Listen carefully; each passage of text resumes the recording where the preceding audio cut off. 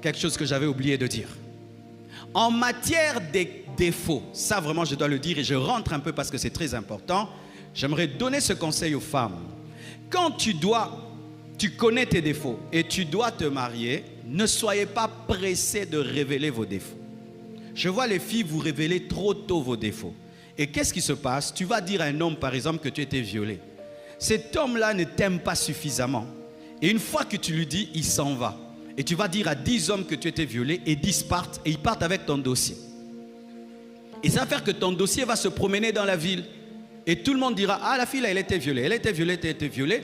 Quand est-ce que tu peux dire tes défauts, tous tes défauts à un homme? C'est lorsqu'il n'est pas égoïste et il veut t'épouser pour ton bonheur. Et tu sens d'ailleurs que si tu lui révèles tes défauts, il t'aimera davantage. C'est cet homme-là que tu dois tout dire. Mais si, une semaine après, il vient et te pose des questions, comme si c'était une cure d'âme.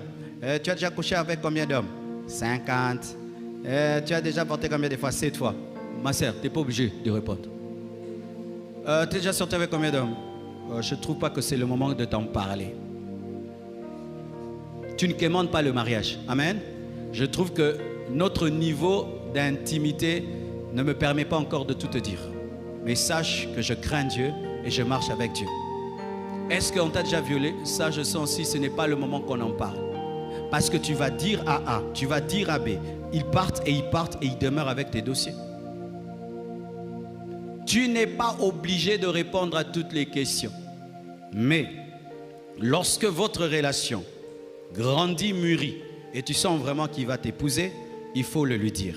Pourquoi? Si tu ne dis pas, et il découvre dans le mariage des choses fondamentales, tu l'as escroqué. Amen.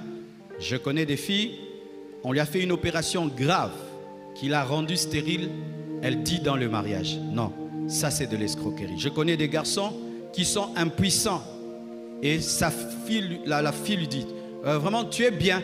Il dit bien, mais par la foi. Il ajoute toujours par la foi dans le cœur. On aura beaucoup de bébés, trop même par la foi dans le cœur. Maintenant la fille se marie, elle attend que tu sois normal et puis tu dis prions. Alors tu ne l'avais pas prévenu que tu l'amenais dans une croisade d'évangélisation et puis elle se retrouve maintenant, elle doit faire un miracle. C'est l'escroquerie. Et sachez qu'un tel mariage peut être annulé. On ne parle même pas de divorce. Je connais une sœur, elle a épousé un homme comme ça qui ne lui a pas dit la vérité et lui avait des problèmes de fécondité et il le savait. La femme a divorcé. Je ne l'ai jamais condamnée parce qu'elle a épousé un mensonge. Lorsque vous vous mariez avec des grands mensonges, je ne parle pas des petits mensonges, les graves mensonges, c'est-à-dire que si l'autre savait que tu avais ce problème-là, il n'allait pas t'épouser. Et tu l'amènes à t'épouser, s'il découvre, il sort de ce mariage, frère, je n'ai pas de verset parce que c'est toi qui es escroc. Amen, hein? Amen. C'est-à-dire, on ne dit pas tout à tout le monde, mais quand ça devient sérieux, il faut dire ton défaut pour que l'autre sache dans quoi il s'engage. Amen. Amen, hein? Donc, c'est une chose importante. Et toujours dans ce domaine-là de dire des choses, chères femmes, vous devez savoir que nous les hommes, on a un défaut. On est même jaloux de votre passé, même si on a un passé. Papa dit amen. C'est pourquoi, chère sœur, ne faites pas ces choses. Tu lui as parlé quand même, tu lui as dit la vérité. Ah ouais, j'avais 3 copains avant de te connaître. Ok. Moi, par exemple, je n'encourage pas les hommes à chercher à connaître ses copains. Hein? Vaut mieux que tu saches copain, mais tu n'as pas vu copain. Hein? Ça blesse moins. Qui est comme moi? Ah, toi, tu vas ajouter un visage au copain. Si maintenant c'est ton patron, tu quittes le boulot. Ne cherche pas. Copain tel, ok, 3 copains, on s'arrête à 3 copains. C'est quel copain? Ah, papa, si le copain était voisin du quartier, au bétail, au Saléni.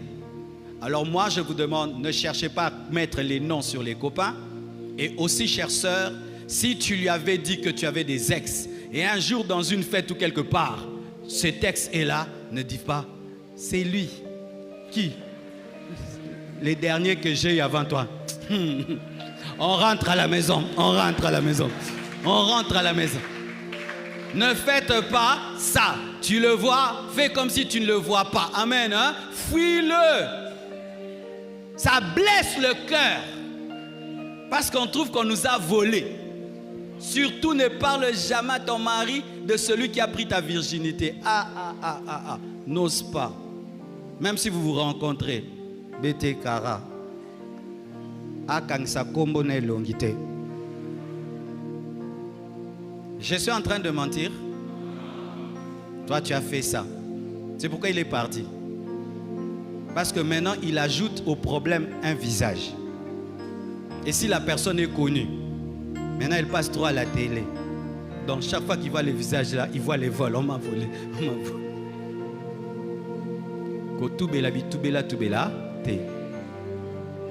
En français, ne confesse pas, il confessera, confessa.